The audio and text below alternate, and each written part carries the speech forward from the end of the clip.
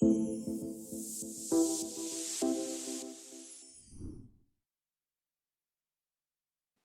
premier module vous présente le cycle de vie d'un projet, de la préparation de la candidature à la soumission du rapport final.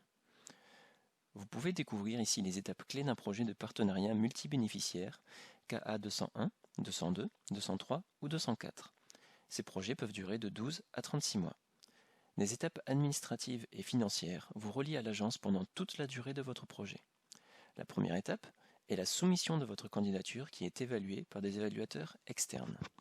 Vous recevez ensuite une notification de l'agence pour vous informer de la sélection de votre projet, puis intervient l'étape de contractualisation, c'est la phase dans laquelle nous sommes en ce moment. Dès réception du contrat signé, l'agence verse un premier préfinancement dont le montant varie en fonction de la durée de votre projet.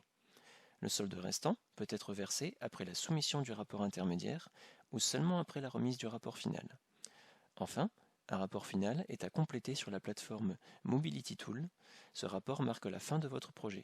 Pour les coordinateurs, il s'agira de compléter également la plateforme E+PRP afin de publier les résultats du projet. Nous vous présentons ici les différents outils que vous serez amenés à utiliser pour communiquer avec l'agence, mais également pour rendre compte de l'évolution de votre projet d'un point de vue financier et administratif. On distingue d'une part la plateforme Penelope Plus, qui est un outil créé et développé par l'Agence nationale française. Vous pouvez y accéder en vous connectant à votre espace organisme après avoir rentré votre code OID et votre mot de passe. Un email vous a été envoyé par l'agence pour accuser réception de votre candidature avec un lien pour connaître le mot de passe. Et l'on distingue d'autre part deux plateformes développées par la Commission européenne, à savoir Mobility Tool, qui est un outil de reporting, et Erasmus Plus Project Results, ou encore E+PRP, qui ne concerne que les coordinateurs de projets européens.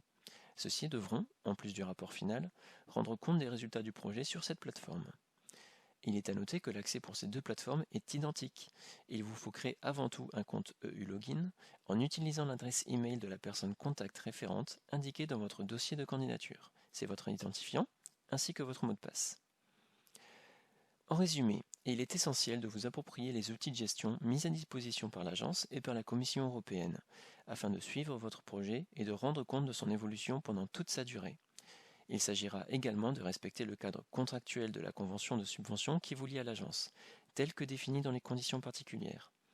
Vous retrouverez toutes les informations pertinentes relatives à votre convention de subvention dans le module 2 qui suit.